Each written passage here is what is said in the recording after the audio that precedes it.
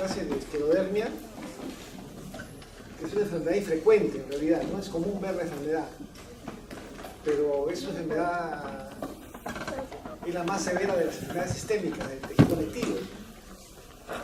Tiene gran movilidad y mortalidad en los pacientes, sobre todo la forma sistémica difusa. Hablamos de esclerodermia cuando hay engrosamiento de la piel. La enfermedad es sobre todo por compromiso vascular. Comienza en los vasos sanguíneos, en los capilares. Comienza en el endotelio la enfermedad. Primero aparece la enfermedad endotelial y después aparece la enfermedad cutánea. Hay una forma clínica que es la sistémica y otra que es la localizada. La localizada le dicen morfea, un tipo es la morfea, solo da la piel nomás. Y la sistémica agarra todo el organismo. Dos tipos hay, localizada y sistémica, dos tipos de enfermedad.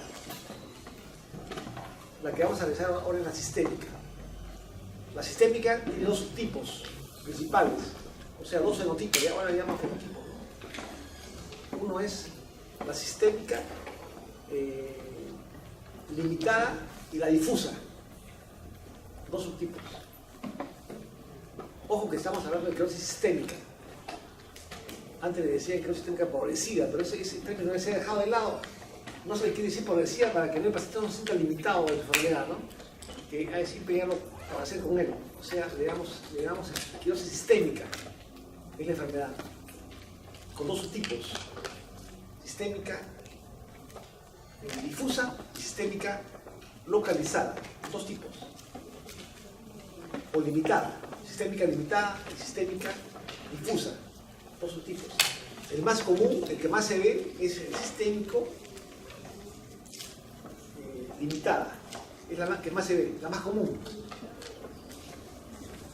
Es la más que vemos más en la práctica clínica, van a ver más esos casos. Antes le llamaban a eso el CREST, porque había compromiso cutáneo, carcinosis, compromiso esclerodactilia.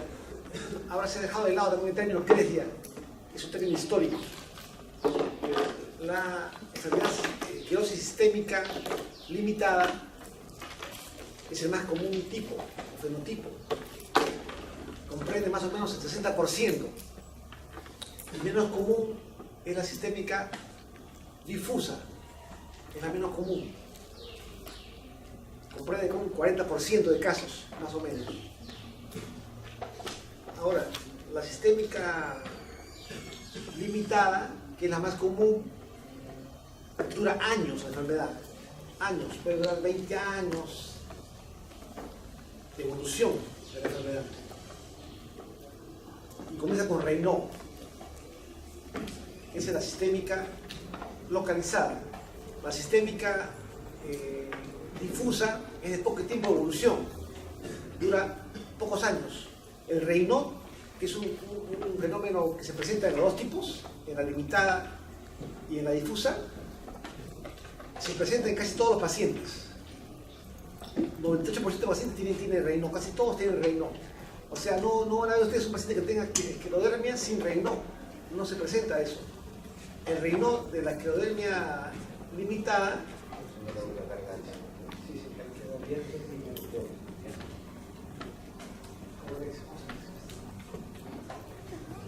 como le decía, el Raynaud de la esclerodermia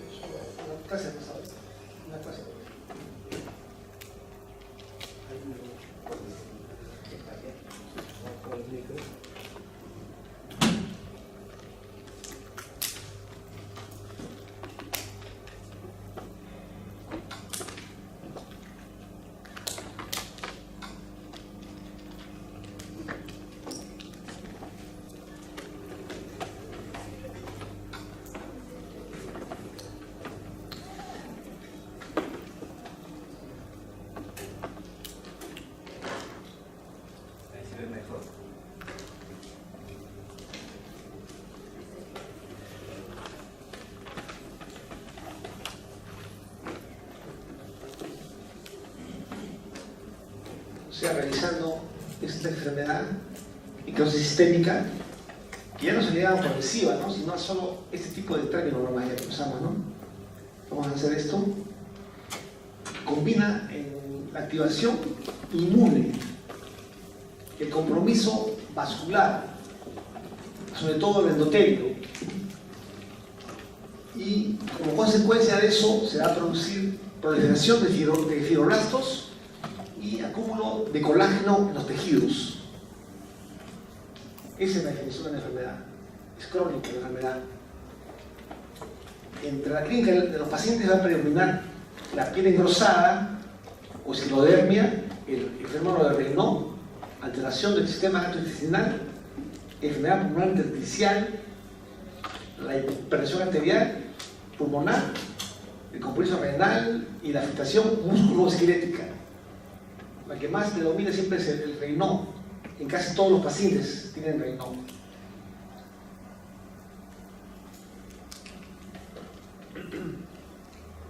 La causa es desconocida, pero se ha avanzado en el estudio de su patogenia.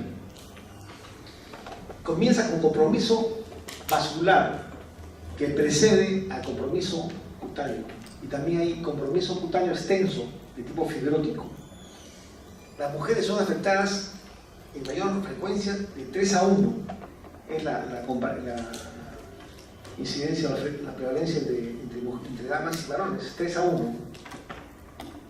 Es la enfermedad autoinmune sistémica de mayor alta mortalidad y también morbilidad. Hay deterioro de la calidad de vida de los pacientes, sobre todo en la forma difusa, que puede ser limitante, ¿no? Y de rápida evolución.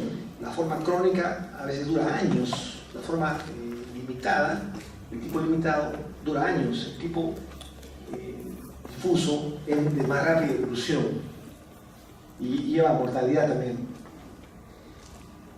La piel se pone gruesa, pierde sus pliegues y se puede presentar en extremidades, tronco y también ¿no? Hay compromiso sistémico, sobre todo cardíaco, pulmonar, renal y también digestivo. El más común es el digestivo. La prevalencia es 3 casos por millón, más o menos. Por ejemplo, 3 o 30 casos por millón de adultos en Nueva Zelanda y 440 casos por millón en Canadá. Varía de acuerdo a la población. La mayor cantidad de pacientes tiene la forma limitada cutánea, 60%, y la difusa, 40%, en forma general. Vemos más casos de esclerosis limitada cutánea.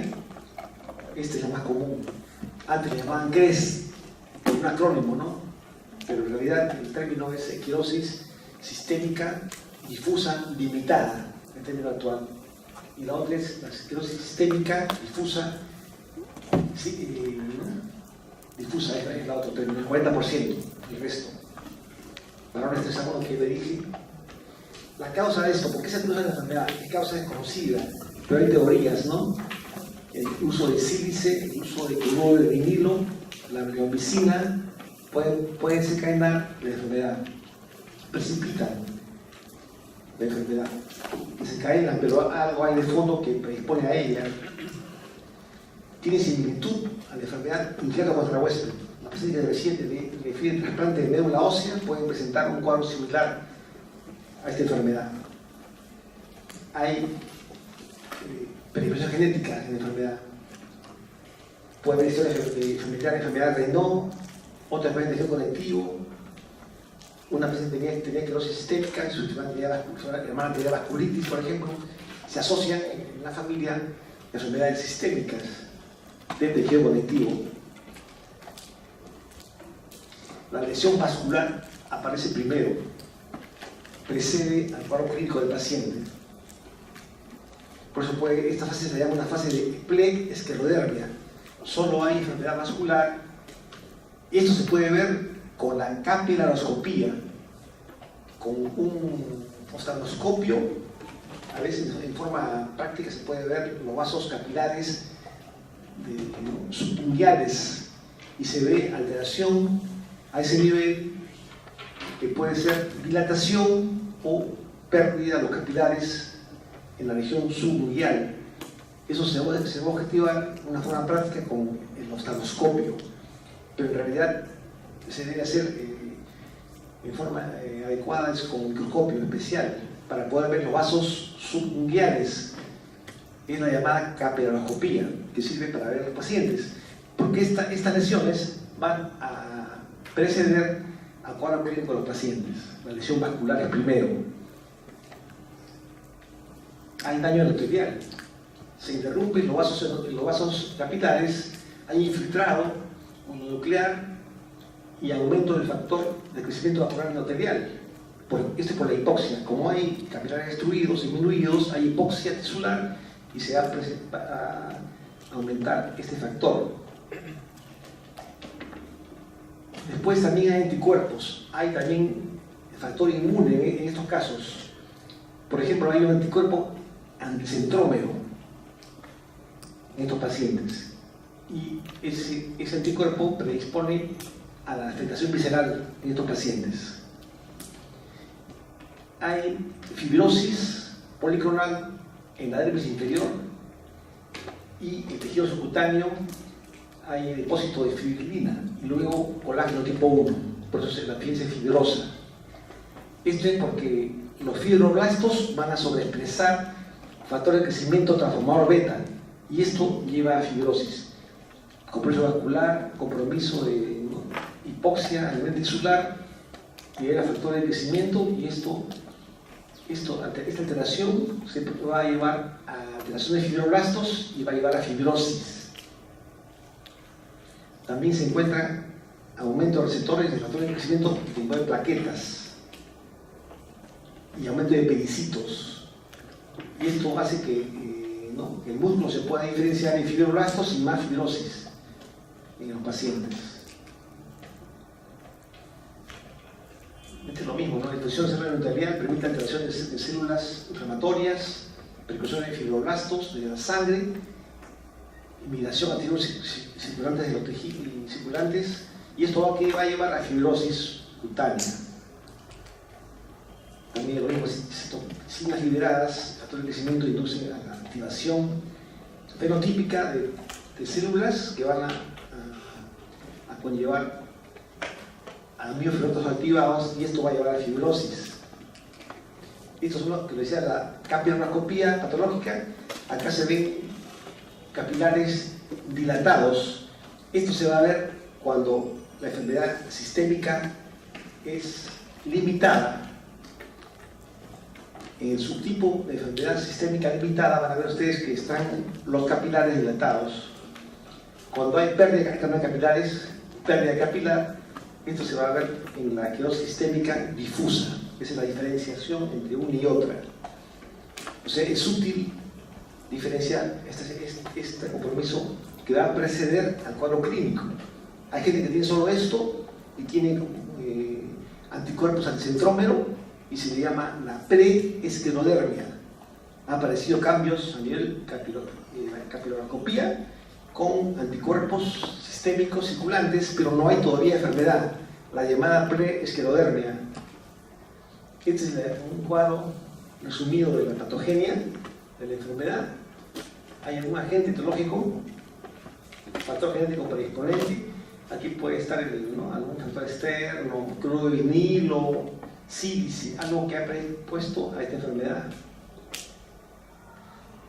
Y esto va a llevar a alteración endotelial celular, ¿no? Se alteran los endotelios, se activa el endotelio, se atraen leucocitos, se ocluyen los vasos, hipoxia tisular, inflamación crónica y se va a liberar ahí citoquinas que van a traer fibrocitos, fibroblastos, células endoteliales, y esto se daña y se da miofibroblastos y va a producir fibrosis en la piel. Esa es la histopatogenia y se va a producir tanto vasculopatía como fibrosis cutánea y también cardíaca, también puede haber de órganos internos. Esta es lo que dice la clasificación que les anuncié anteriormente, ¿no? La esclerosis esclerodermia se clasifica en localizada, que es la morfea, que no, eso no lo vamos a discutir ahora, ¿no? Es la localizada, que es morfea, y es la esclerosis sistémica, que sí es lo que vamos a revisar, que tiene dos subtipos. Esclerosis sistémica cutánea limitada. Antes le llamaban CRESA, esto ya lo llaman CRESA, ahora le llaman esclerosis sistémica cutánea limitada y la esclerosis sistémica cutánea difusa. Este es más común, este es menos común. Acá se ven capilares dilatados, acá se ven capilares ausentes, pérdida de capilares. Este es, el Raynaud dura 20 años, 10 años, aquí el Raynaud dura 1 año. Este es más rápida evolución, este es más lenta evolución. También hay esclerosis sistémica sin esclerodermia. Hay compromiso de Raynaud, hay compromiso de fibrosis pulmonar, compromiso esofágico con ¿no? pirosis, con ¿no?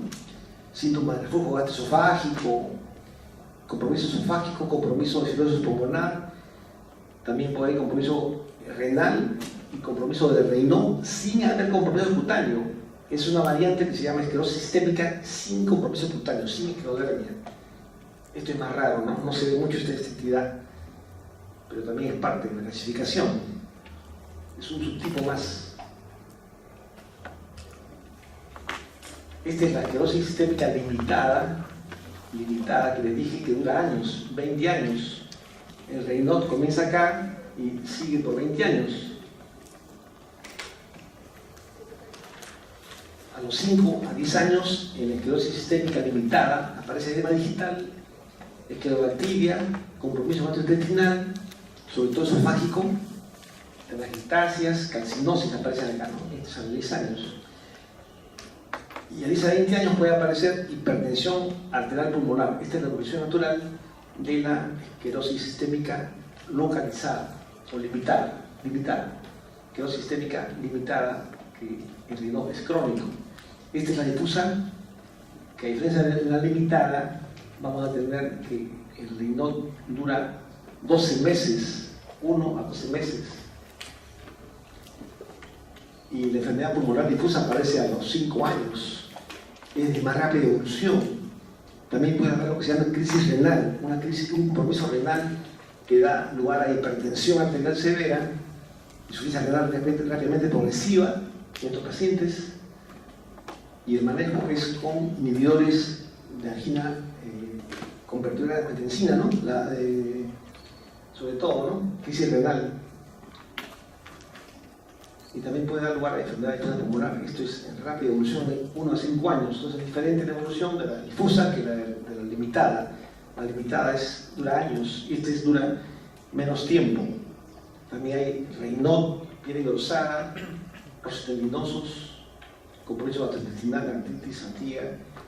Acá se producen anticuerpos SSL70, tipo anticuerpo ananucleoral. Es una variante de anticuerpos que se va a ver en la esclerosis sistémica difusa. Esta es esclerosis sistémica limitada. Como les dije, el Raynaud aparece durante años, a veces décadas. La esclerosis está limitada a manos, pies y antebrazos. Por eso le decían a eso el CRES, que era esclerobacteria. La capiloroscopía se ve dilatación con escasa pérdida capilar, compromiso visceral, la incidencia de hipertensión arterial, de compromiso ¿no? La incidencia de tardía de presión arterial pulmonar es tardía, si puede haber calcinosis, enfermedad gastrointestinal, telangiectasias, enfermedad pulmonar intersticial. El compromiso renal en estos casos de la limitada es raro. El anticuerpo que se presenta en estos casos de la limitada es anticuerpo anticentrómero, 70% de pacientes. Esta es la difusa, fenómeno de Raynaud de un año de evolución, seguido de dedos en salchicha. Se producen unos dedos edematosos en forma de salchicha, con esclerosis cutánea. Ojo también que también hay enfermedades que por ejemplo, las enfermedades seronegativas, como ¿no? la artritis reactiva, las enfermedades seronegativas también pueden tener dedos en salchicha, ¿no? Una coincidencia, ¿no? También se puede presentar este tipo de dedos en la esclerosis sistémica. Mira, ¿ven? La esclerosis cutánea en la sistémica difusa es proximal a codos. Proximal a codos. También puede haber roces tendinosos. En la capiloscopía hay pérdida de capilares. A diferencia de otros capilares dilatados, en la sistémica difusa hay pérdida de capilares. Las vísceras se afectan de forma precoz y hay significativa enfermedad renal, enfermedad intersticial, enfermedad difusa, miocárdica también puede dar. Y los anticuerpos que aparecen es anti-CD70, 30%, y anti-RNA polimerasa 1, 2 y 3, 12 a 15%. La anti-RNA polimerasa 3, un subtipo de esa anti-RNA polimerasa, se presenta cuando hay asociación con neoplasias. Esos nuevos reportes de eso no son agregados, ¿no? Eso es un agregado. Entonces, puede haber también, esto es más raro, que se asocia con neoplasias cuando hay anti-RNA polimerasa 3, dicen, ¿no? Son curiosidades en realidad, ¿no?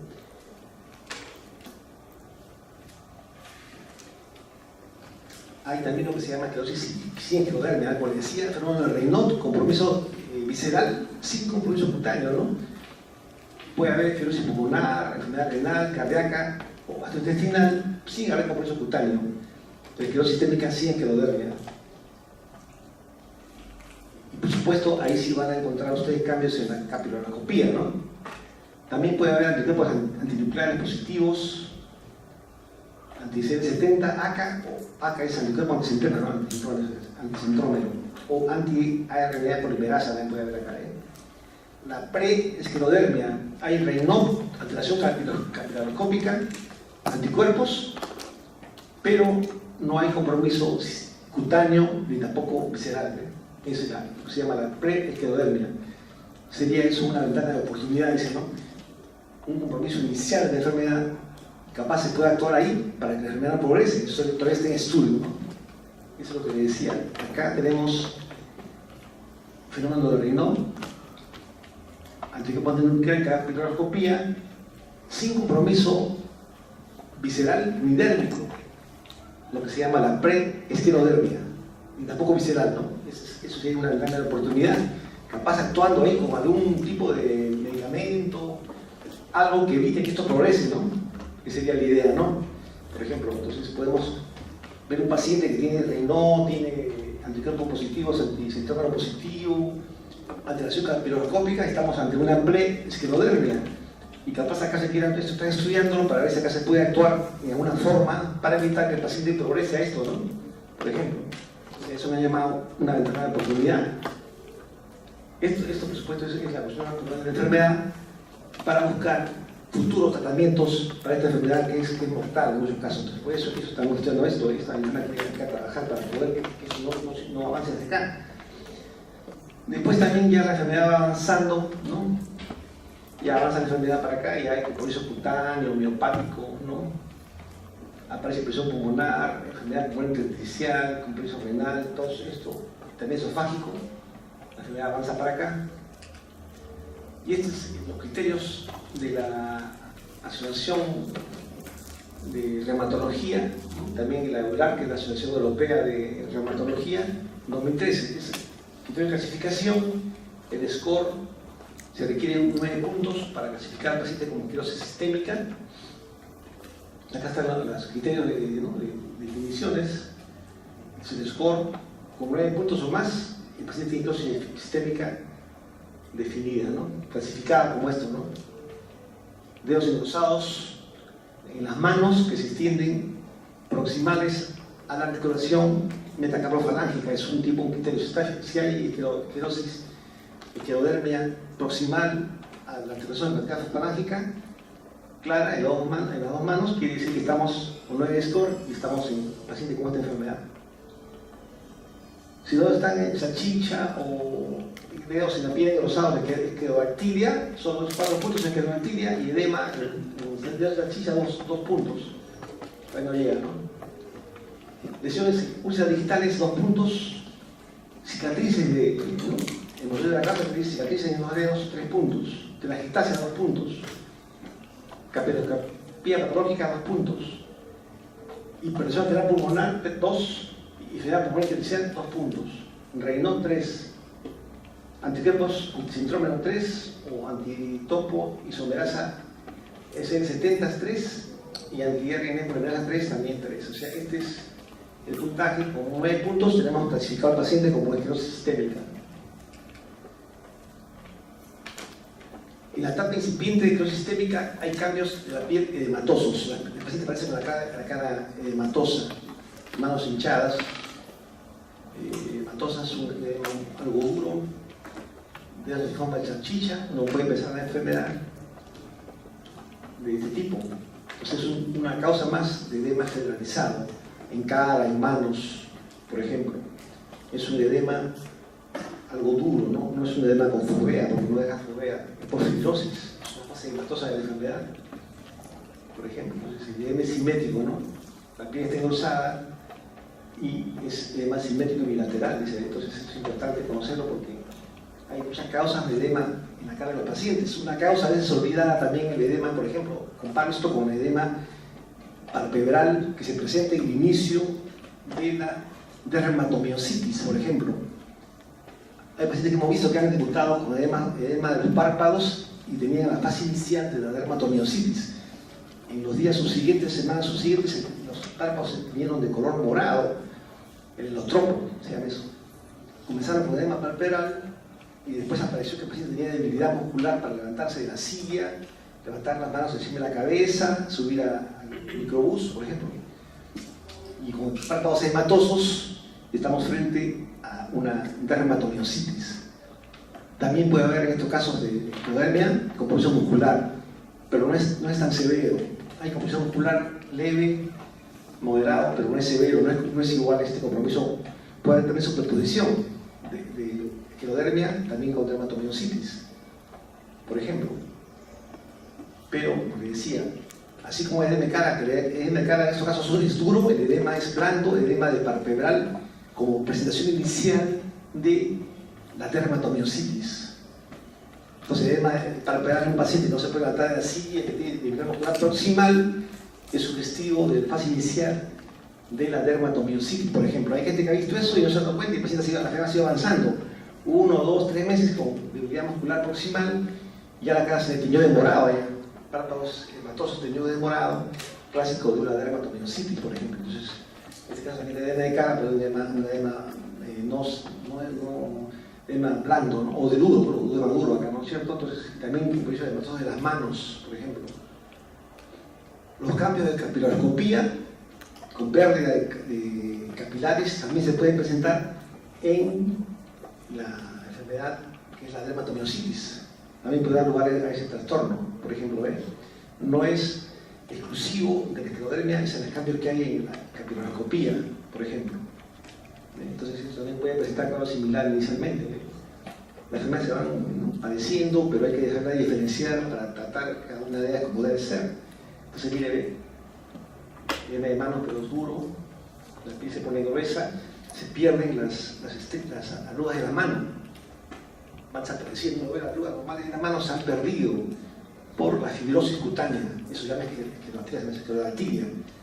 También puede haber fibrosis más proximal también en el tronco, en la cara, ¿no? Entonces eso hay que tener en cuenta, ¿ven? Y también puede haber trastornos de la piel, como pasa el tiempo, puede haber hipopigmentación, similar al vitíligo, o también piel oscura, sal y pimienta, o sea, por momentos parte es oscura la piel, parte es vitíligo, de forma alternada, ¿no? La comparación entre las dos, siempre comparando las dos enfermedades, los dos fenotipos, la limitada y la difusa, ¿no? La cutánea, comienzo gradual, la difusa, comienzo rápido, ¿no? De enfermedad. La limitada, sobre todo los dedos de la mano, parte del tejido distal de los codos, cara, lenta evolución. En la difusa, dedos también de la mano, extremidades, ¿no? Cara, tronco y rápida evolución. En el Raynaud, muchos años, hasta 20 años, en la limitada, un año, ¿no? Y aparece también como comienzo de la piel, ¿no?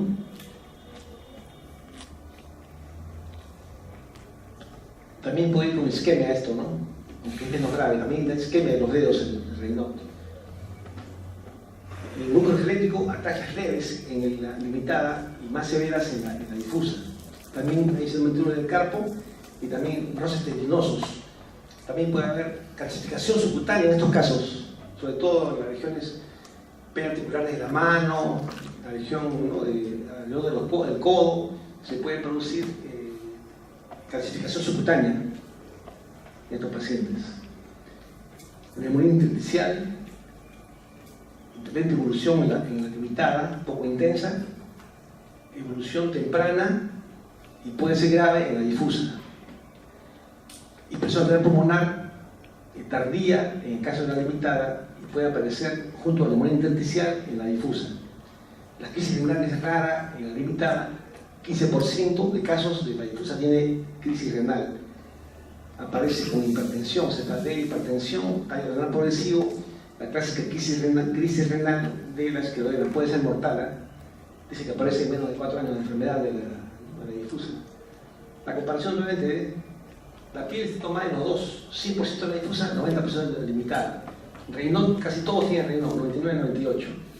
Esófago, 90% limitada y 80% difusa. Solo este compromiso ¿no?, del esófago, pero los síntomas solo se encuentran en la mitad de pacientes. Casi todos tienen por manometría alteración de motilidad esofágica, pero solo la mitad tienen síntomas de la enfermedad. Quiere decir pirosis, respiración ácida, ¿no?, pirosis, síntomas de reflujo gastroesofágico tienen los pacientes, mitad de pacientes. Fibrosis pulmonar 35% al limitada, 6% de la difusa. Hipertensión pulmonar 15% los dos, ¿no? Miopatía 11%, también puede haber miopatía agregada, ¿eh? Aunque no es grave, no es de gravedad, es leve a moderada, nomás esta miopatía. Miopatía en estos casos, la debilidad muscular es proximal de los miembros, ¿eh? No puede levantar la mano por encima de la cabeza, el brazo por encima de la cabeza, no puede sentarse de la silla sin agarrarse del mueble, ¿no? No puede subir gradas, no puede subir escaleras. Es pérdida de fuerza de los músculos proximales de las extremidades. Muy diferente es la neuropatía. La neuropatía hay debilidad distal. No puede agarrar la cuchara, no puede escribir. Eso es signo de neuropatía. Por lo general, hay excepciones. Por lo general, las neuropatías, la debilidad muscular es distal. La miopatía, la debilidad muscular es proximal. En este caso, hay miopatía, es debilidad muscular proximal. Entonces, eso siempre recalco, ¿no? Hay excepciones, ¿eh? No es siempre eso así, ¿no? Por lo general, las miopatías producen debilidad muscular proximal y las neuropatías producen debilidad muscular distal. Entonces, eso es la diferenciación, ¿eh? También está todo el corazón, 9% de la limitada, 12% de la difusa, 15% renal, 2% de la limitada, 15% de la difusa. Estos son los cambios que hay en las manos, el Raynaud, que aparece en casi todos los pacientes, ¿no? Con presión sistémica. También se puede presentar en población general, 1 a 3%. Pero la presencia de Raynaud no quiere decir que hay mucha gente que tiene Raynaud, 3% de la población general, pero no tiene necesidad sistémica, ¿no? Solo es Raynaud solo, sin enfermedad sistémica, ¿no? También puede haber cambios, lo que se llama la telangiectasis, y también se puede ver acá capilares dilatados, ¿no?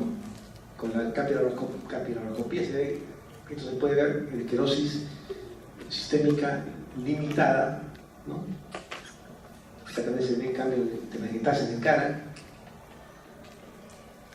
capilares dilatados de lecho ungueal, ¿no? Acá se ve eso, ¿no? Ese es un ejemplo que hay que verlo, pero no son patologías, también se puede presentar dermatomiositis. El Raynaud, la esclerodermia va con necrosis de los dedos, puede dar necrosis distal, compromiso necrótico de los dedos. Las enfermedades de tipo Raynaud, que son primarias, sin esclerodermia, solo Raynaud solo, dan síndrome, pero no dan dedos necróticos. En este caso sí es un signo de necrosis distal en los dedos. Manos hinchadas, una causa de manos hinchadas en forma de salchicha en los dedos, con clásico de la enfermedad de esclerodermia, forma temprana, edema, que también se ve, fase edematosa de la enfermedad. Y también, mírenme, hay también hipopigmentación de las manos, hipopigmentación de la parte hipopigmentada, que también es parte de la enfermedad, que también se ve en forma de salchicha, ¿no? Básicamente. También hay fibrosis, contracturas fijas de flexión a nivel de la articulación falágica proximal, puede haber también mutaciones fijas. Y cuando hay fibrosis en las manos, se van fibrosando, se quedan las manos como flexionados los dedos, sino el rezo, o sea, eso, ¿no? El paciente pega las manos y no puede, hay que un espacio ahí, no puede juntar las manos sin un espacio, le queda un espacio entre los dedos, el signo del rezo dice eso, ¿no? Que también se ve un grado mayor de flexión, pero como ha habido, los tendones han calcificado tendones, hay marcada contractura de las manos, ¿no? Secundario a una esclerodermia marcada, ¿no? Que también se ve, fíjate, la flexión marcada porque los tendones se van poniendo fibróticos, jalan y se cierra el dedo, entonces queda así, pues no puede abrir las manos. Un grado máximo de esclerodermia, ¿no? También puede haber, acá se ven, las manos se ven ¿no? También acá hay esclerodermia, ¿no? Pérdida de los pliegues de los dedos, ¿no? También un dedo por un lado, se ve acá bien los pliegues están perdidos por la esclerodermia, y también se ve clásicamente las telangiectasias, ¿eh? Calcinosis en las manos, calcificación de tejidos subcutáneos, cambio de condición de la piel hipopigmentada, y también edematosa, ¿no? Y miren la atrofia de la piel, ha perdido las arrugas normales, miren, un poquito de arrugas para acá, pero acá no hay arrugas, las arrugas han perdido por la fibrosis de la piel. También a nivel de la cara, en la boca, hay arrugas radiadas alrededor de la boca, y la boca también se queda abierta, ¿no? Porque jala la piel, se atrofia y jala la piel y se queda en la boca abierta.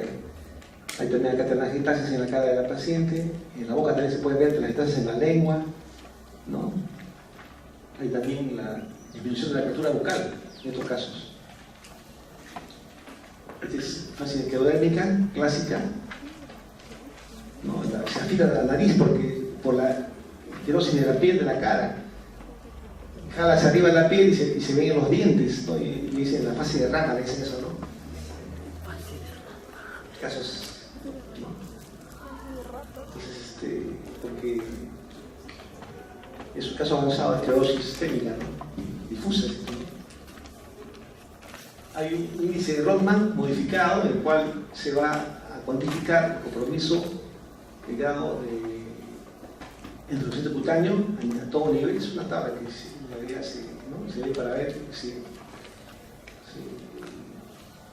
hace búsqueda del signo del grado de endurecimiento cutáneo en las zonas del piel y se hace un puntaje, ¿no? Es el índice de Rodman modificado, ¿no? Para conocimiento nomás. En la enfermedad hay compulsión articular. Se puede presentar como rigidez, dolor articular y poliartritis, generalmente. Sobre todo en las manos, y marcada inflexión de las manos, de la motilidad articular de las manos. También aparecen factores de inflexión, roce tendinoso porque se clasifican los tendones y hay roces tendinosos en los pacientes, que es clásico. Artropatía, que realmente no es erosiva. Puede aparecer carcinosis subcutánea, sobre todo en las lesiones de las manos periarticulares y también en olecranon, ¿no? Puede aparecer exorción ósea en falanges distales. También puede haber miopatía. En compromiso digestivo se presenta el principal compromiso sistémico en esta enfermedad es el digestivo, recalco, ¿no? Esto es importante conocerlo. El compromiso sobre todo es digestivo, el más frecuente, compromiso visceral. Es el más común de todos ellos, sobre todo a nivel esofágico. También puede afectar cualquier parte del tubo digestivo, puede afectar el estómago, ¿no? Pero estudios manométricos, 80% de esos efectos tienen trastorno esofágico. la mitad nomás tiene síntomas, como les decía, ¿no? En la radiografía pueden ver peritalitis casi nula de dilatación del estómago, también puede haber también del esófago, ¿no? Esofagitis, metaplasia de la red también puede haber. En el estómago puede haber disminución del plazo del nacimiento gástrico, ¿eh? Eso se produce porque hay alteración de la motilidad del estómago. También se produce compresión del intestino delgado en la mitad de pacientes con síntomas, náuseas, dolor, abdomen distendido, obstrucción. Se puede producir también atonía intestinal que lleva a sobrecrecimiento bacteriano y diarrea crónica. En segundo lugar, que se presenta en el compromiso visceral es a nivel pulmonar. Este compromiso lleva a mal pronóstico. Es principal causa de muerte. Principal causa de muerte en caso de esclerodermia, el compromiso pulmonar. Recalco eso, ¿no? La principal causa de muerte en caso de esclerosis sistémica, el compromiso pulmonar. Por dos enfermedades, ¿no? La fibrosis pulmonar da disnea de esfuerzo, ton productiva en la clínica, que tiene diversos y basales, ¿no? Y compromiso de la placa de tórax, de intersticio, los tercios inferiores de los campos pulmonares, ¿no? Se ve la fibrosis pulmonar en esta enfermedad, sobre todo en la forma difusa es más severo, ¿no? Puede también haber placa normal, pero hay síntomas. En estos casos hacemos pruebas ventilatorias, vemos patrón restrictivo, también hacemos prueba de DELCO, que es la difusión de monóxido de carbono, y se altera, ¿no? Es más sensible que una placa de tórax, ¿no? La evolución puede ser rápida, sobre todo cuando es la difusa, o puede ser lentamente progresiva, durante años, como es la limitada, ¿no? El interior progresivo de la función pulmonar. Esta es la fibrosis. También se puede encontrar la hipertensión pulmonar en el 15% de pacientes, tanto en la limitada como en la difusa tienen ese trastorno, ¿eh? En la fibrosis pulmonar se va a producir hipertensión pulmonar secundaria, o sea, hay hipoxemia y esto va a llevar a una hipertensión pulmonar secundaria a la hipoxemia, o también puede haber polifonía cardíaca. En la limitada es idiopática, hay fibrosis que progresa en varios años y puede llevar a falla cardiorrespiratoria, ¿eh? O sea, la fibrosis es la enfermedad sistémica limitada, es secundaria, es primaria, o sea, aparece sin haber fibrosis pulmonar, puede aparecer este tipo de trastorno, ¿eh? Pero dura años en la esclerosis sistémica limitada, ¿eh? La otra puede ser más rápida en la esclerosis sistémica difusa. Por eso hacemos pruebas personales respiratorias cada año y una ecografía anual en estos pacientes para ver si ha progresado, si aparece hipertensión pulmonar en los pacientes. También puede haber compromiso cardíaco. El compromiso cardíaco también puede ser, puede haber arritmias, disnea, edema pulmonar, angina de pecho. Esta angina es de vasoespasmo. Así como hay renal, también se produce vasoespasmo de arterias coronarias y se produce angina de pecho, ¿no? Entonces eso también puede producirse, y todo puede haber venido un paciente. El paciente tenía esclerosis sistémica, ¿no? Y también tenía angina de pecho, le manejaba la angina de pecho, también tenía una enfermedad mixta en realidad, en ese caso les cuento, tenía una señora de 48 años, tenía compromiso cutáneo y también tenía compromiso de angina de pecho porque se producía vasoespasmo y le daba angina de pecho al paciente. Mire, y esto es angor pectoris, un síntoma más de esclerosis sistémica. También puede haber arritmias, trastorno de conducción, ¿no? Y cuando hay síntomas puede ser de mal pronóstico, ¿no? En realidad. También puede haber compromiso miocárdico con ICC en el paciente, ¿no? 10% de casos tienen disnea con ICC, sobre todo cuando hay esclerosis sistémica difusa. ¿Cómo hacemos el diagnóstico de esto? Con ecografía, gamografía cardíaca, presión médica nuclear cardíaca, que puede mostrar alteración, ¿no? En estas enfermedades. También hacemos el estudio de perfusión, cuando hay enfermedad coronaria, queremos ver cómo está la perfusión cardíaca, ¿no? Para ver si hay alteración o no. Pero en su gran mayoría, la compresión cardíaca es asintomático. Solo se detecta en EKG por una arritmia no asintomática, pero en otro caso se puede tener necrosis cardíaca, ¿no? O trastornos de contusión más severos. El compromiso renal es también importante, cuando esto aparece es de mal pronóstico, entraña mal pronóstico este compromiso renal. Es responsable de fallecimientos, aunque no es la primera causa. Decíamos, la primera causa de fallecimiento de los pacientes con enfermedad sistémica es el compromiso pulmonar. Este también puede matar al paciente, pero no es una causa primera, ¿no? De causa de muerte. Se presenta en los primeros años de la enfermedad, cuando es difusa, puede dar proteinuria, cemento patológico, hasta llevar a una crisis renal esclerodérmica, con falla renal progresiva, HTA maligna, encefalopatía, ¿no? Y retinopatía grave, anemia hemolítica hepática. Este es palmasoespasmo, ¿no? Se produce alteración a nivel de los vasos del riñón y se produce anemia hepática en el contexto de la crisis renal esclerodérmica por crisis hipertensiva. Hay vasoespasmo en estos pacientes, microtrombosis, se produce anemia hemolítica microangiopática por la crisis hipertensiva que daña el endotelio, ¿no? Entonces, ¿qué es eso? Esa es la idea. Entonces, esto es así, es un también cuadro grave, entre mal pronóstico. El tratamiento de esto es, sobre todo en individuales seca, es de soporte. Hay tratamiento con ARA2 o individuales seca. Si hay falla renal, el paciente debe ser dializado. Se le pone con diálisis, se le baja la presión. Bajar la presión de forma adecuada es el manejo de la crisis hipertensiva. Evitar diuréticos, porque eso puede agravar, ¿no? Puede agravar o desencadenar una crisis hipertensiva en pacientes que tienen esclerodermia, ¿ves? Entonces, ese es. ¿Cómo se presenta, no? Inicio o alargamiento de la presión arterial, más de 160 sobre 90. Siempre hacemos examen de fondo de ojo para ver enteropatía, que puede ser severa, con exudados o papilledema, que es tipo más grave. También elevación de actividad plasmática 2 veces lo normal. Deterioro rápido de presión renal en un mes. Todos estos parámetros son de crisis renal esclerodérmica. Si no tenemos el cuarto criterio, los otros tres deben estar para clasificar al paciente en una crisis esclerodérmica.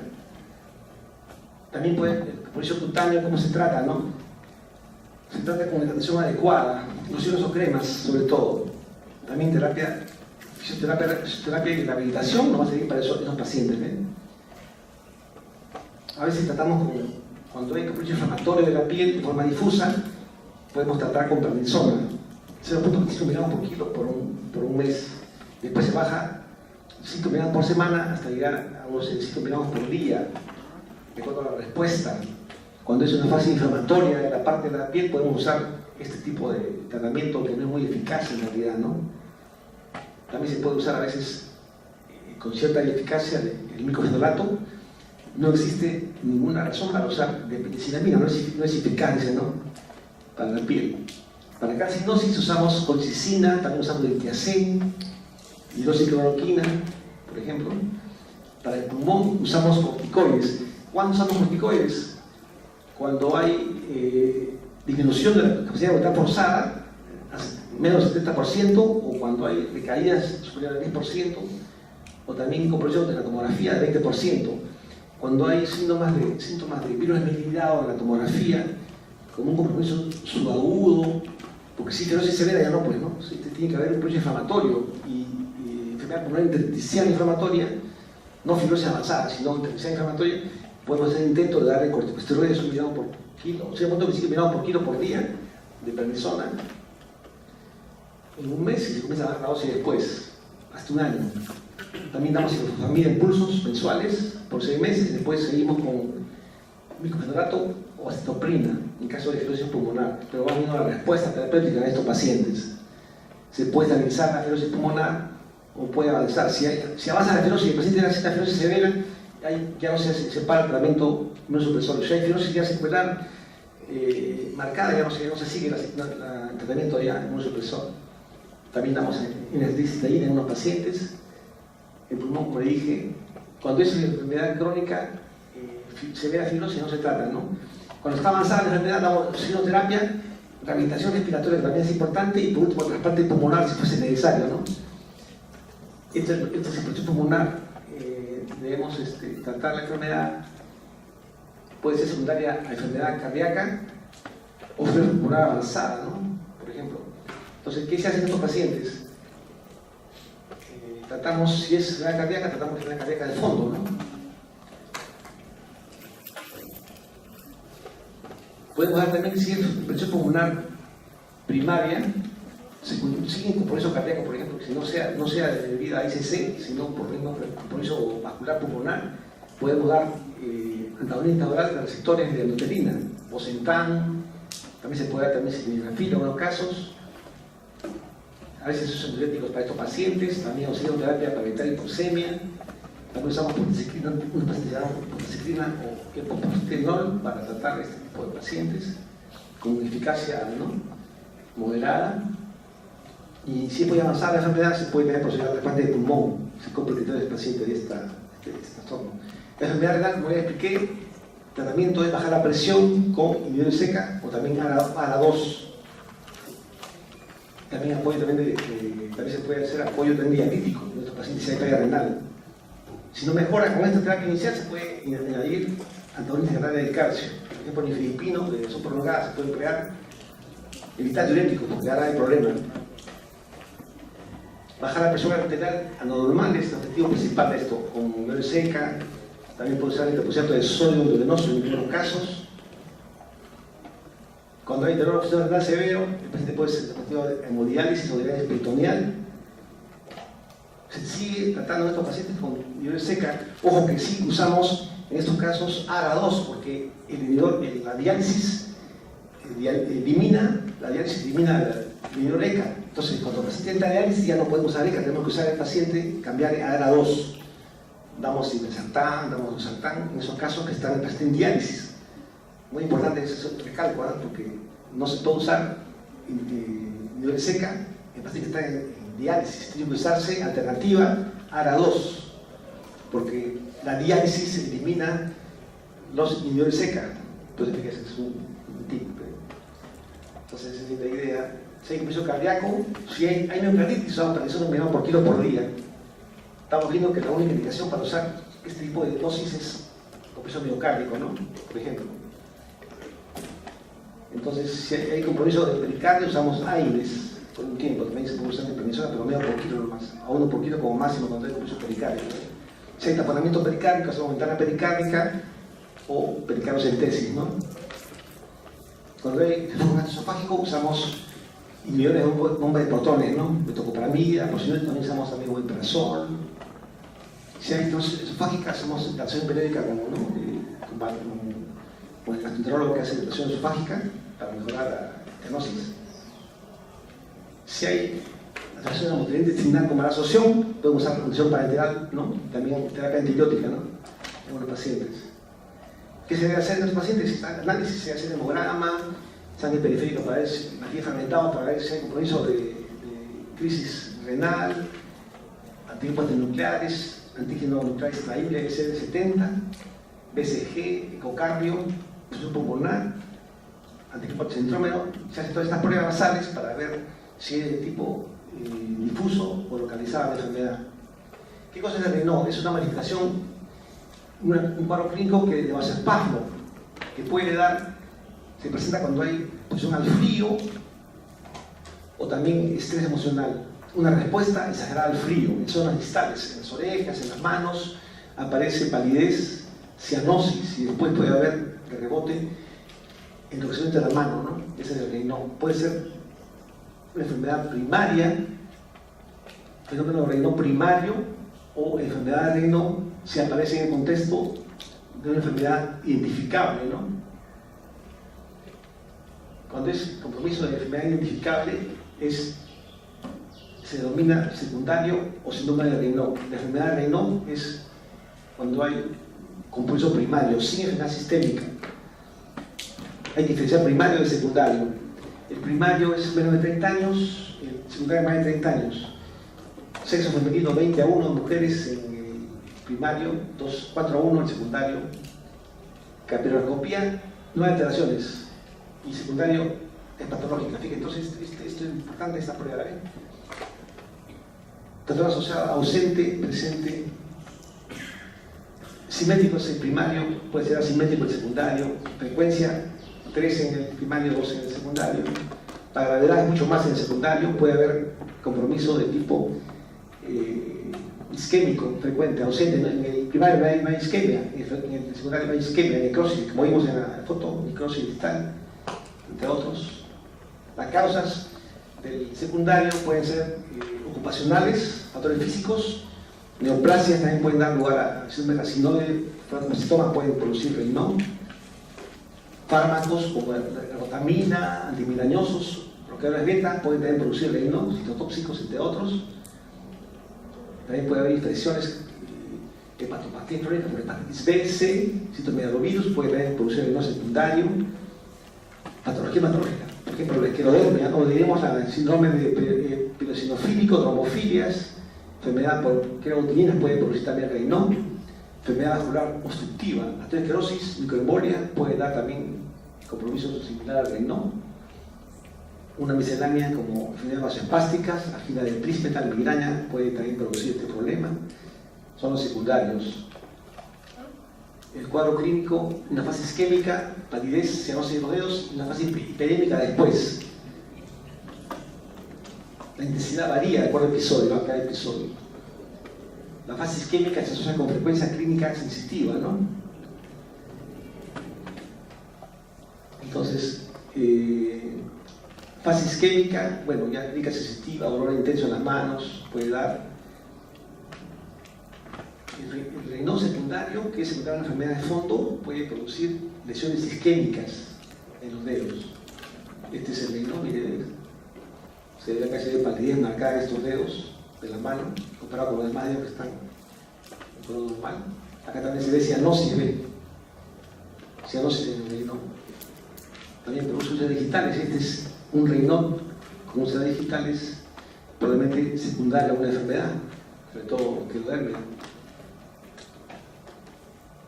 Son úlceras digitales, se van a producir necrosis en las lesiones dermoepidérmicas. Es un problema grave, ¿no? Que afecta a la mitad de pacientes con esclerodermia, sobre todo en la forma difusa. Pueden ser recidivantes, son muy dolorosos, de curación lenta, 13 a 15 meses de curación lenta. Se infecta con estafilococo, aureus y pseudomonas, que eran las más habituales. Están las úlceras digitales que se van a producir por este problema. El diagnóstico sobre todo es clínico, ¿no? 3 preguntas. ¿Sus dedos se sienten al frío, por ejemplo? Cambian de color, se ponen al frío, se vuelven blancos o azules los dedos. Entonces, esas respuestas, si son estimativas, no van a hacer pensar que tienen Raynaud. Después de eso hay que ver factores que van a desencadenar la enfermedad. Patología agregada, ¿no? Se hace papiloscopía, si es normal, es primario, si es anormal. Secundario, también hacemos anticuerpos. ¿Cómo se trata la enfermedad? Medidas no farmacológicas, sobre todo, ¿no? No agarrar agua fría, ni tampoco beber bebidas frías, ¿no? Evitar fármacos vasoconstrictores en pacientes. Técnicas de relajación también puede ayudar, ¿no?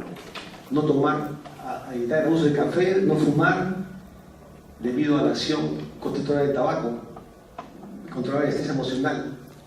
También se puede usar vasodilatadores, antagonistas del canal de calcio. Si no hay problemas esofágicos, usamos amlodipino, 5 miligramos por día, hasta 20 miligramos por día podemos dar, nifedipino 10 miligramos cada 8 horas, iluminación prolongada, 20 miligramos cada 12 horas a 30 miligramos por día de nifedipino para estos casos. 6 trastornos esofágicos o calcinosis, damos Intiacen, que se aumenta la dosis de acuerdo a tolerancia. Si existe intolerancia a los fármacos anteriores, se puede usar, subir la dosis, o no. ¿Qué puede hacer en esos casos si no toleran, no? Se usa inhibidores de enzima convertido en angiotensina, decimos y que usamos, ¿no? O a la 2. Si no hay respuesta adecuada, se usa Bosentan. Si no hay efecto hepático adverso, ¿no? Se puede usar para evitar las úlceras en los dedos. También se puede usar si estos departamentos internativos, podemos usar también cada 8 horas, de acuerdo a tolerancia, ¿no? También usamos aspirina, si miramos cada 24 horas, o copidorel, si lo miramos cada 24 horas. Si no hay respuesta adecuada, usamos nitroglicina tópica, también se puede usar, ¿no? En casos graves hay que tener al paciente, anticoagulación total, antagonistas de esteroides endoteliales como Sentan, se puede dar también podemos dar análogo de pentaciclina en casos, ¿no?, muy severos. Y eso es todo, en realidad son casos raros. Esto no se ve mucho, estas drogas son usadas más que nada en enfermedades primarias de presión pulmonar. Figura todo esto, pero usar esto es difícil porque esto está en el servicio de cardiología, en la unidad de presión pulmonar, usan estas drogas que no están a disposición de la práctica clínica diaria, ¿no? En casos muy severos podemos usar esto, tal vez en ayuda del cardiólogo, porque ellos son estas drogas, ¿no? Las drogas están autorizadas solo para cardiología, nomás, y por presión pulmonar severa, primaria usan esto, pero en este caso se usan estas drogas cuando la enfermedad no es grave, ¿no? Cuando hay úlceras severas, puede haber cirugía de los dedos, y también antibiótica terapia, sabiendo que el caso más frecuente es la esterococo o pseudomonas, ¿no?, entre otros. Cuadro más severo como úlceras intratables, debe ser internar al paciente, tratado con antibióticos, anticoagulación, ¿no? Ingreso hospitalario también vamos a sacar una serie de medicamentos que podemos usar con ayuda del cardiólogo, porque esta medicina sobre todo usa cardiología acá en el hospital, ¿no? El hospital no hace uso de cardiología, son drogas nuevas que están autorizadas solo para uso del cardiólogo y en caso de hipertensión pulmonar. No usamos esto rutinariamente en casos de no, en realidad. Después lo demás es caso de eso, lo que decía, en casos graves, en tema digital puede haber cirugía, microcirugía, que eso es una cosa que no se usa en nuestro medio muy adecuadamente, ¿no? Hay inclusión, hacen microcirugía de localización, simpatectomía, infiltración de lo que hay que hacer mucho dolor, amputación de lesiones que no se pueden curar, se van a amputar, por supuesto, ¿no? También dan antibióticos por vía oral si es leve, si severo, para enterar. El pronóstico de terapia sistémica es variable, ¿no?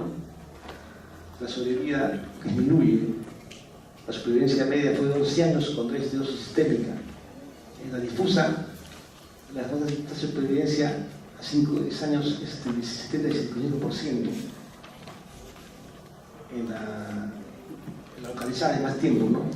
90 y 75% más tiempo de sobrevida. Pero esta enfermedad es limitante porque avanza la enfermedad y puede llevar a hipertensión pulmonar y muerte por hipertensión pulmonar, sobre todo, ¿no? La enfermedad limita la vida del paciente y puede dar lugar a la mortalidad, sobre todo por hipertensión pulmonar. Eso es todo. No quiero regresar con ustedes. ¿Algo más que querían preguntar sobre esto? ¿Tenían alguna duda?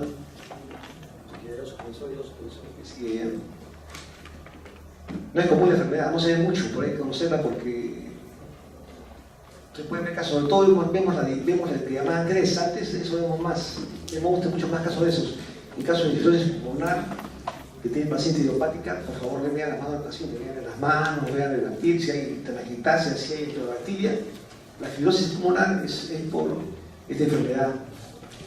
También a veces hay enfermedad de rápida evolución. La señora tenía 55 años, 50 años tenía la paciente y rápidamente evolucionó la fibrosis pulmonar y también había querobacteria y había también querosis de la cara, no severa, era moderada la querosis de la piel, pero luego había fibrosis pulmonar de rápida evolución, era una forma difusa de la enfermedad. En ese caso estaba medio dudoso, le hicieron biopsia pulmonar, salió por supuesto la fibrosis pulmonar idiopática, ¿no? Salió la fibrosis pulmonar secundaria a esta enfermedad. La paciente fue de mala evolución y rápidamente falleció en 5 años. La paciente falleció de fibrosis pulmonar progresivo, ¿no? En ese caso me acuerdo de la hermana de un médico del hospital que vimos y la enfermedad tuvo evolución rápida. También hubo un caso que había una enfermedad también esclerodermia, aunque más era un mixto, y casos muy severos donde enfermedades mixtas tejido conectivo asociada a esclerodermia, le hicieron trasplante de médula ósea para que con una médula ósea baje la inmunidad y el paciente mejore.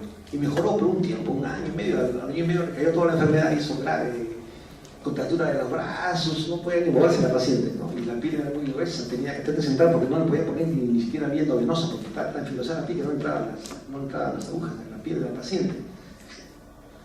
La paciente falleció a los meses nomás que la vimos ahí. totalmente limitada, no pueden ni comer sola, las manos están todas fibrosadas, tan fibrosas y severa de la piel de la paciente, ¿no? Por más que le hicieron trasplante, mejoró un tiempo que le duró la... Inclusive se hizo porque le costaron $1 millón la temporada pasada en la propaganda de un tubo para salvar, no me acuerdo cómo se llama la joven, juntaron el millón, trasplantaron a Estados Unidos, pero igual la enfermedad recayó, ¿no?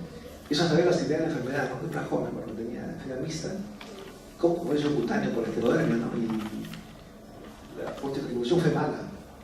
Trasplantaron a la paciente, fue en evolución de un año que estuvo mejor, y al año y medio tenía otra vez la fibrosis, y cuando hemos visto a la paciente después ya está totalmente limitada, ¿no? Un caso extremo también, ¿no? Esos son casos extremos ya de la enfermedad, ¿no? Lo más común es que la enfermedad sea, como le decía, lo más común que vemos es la enfermedad cutánea limitada, ¿no? Que le llaman CRES, eso vemos más. La otra también se ve, pero es menos frecuente, más rápida evolución, esa vemos menos. Yo diría hasta el 70% de casos en nuestro medio más se vemos en la otra, ¿no? La rápida evolución, la difusa, también se ve, pero es menor, mucho menos en estos casos, ¿no? Yo sé conocerlo porque siempre la anteferosis pulmonar entrenó a estar buscando las posibilidades de esta enfermedad. Bueno, eso es todo. Gracias.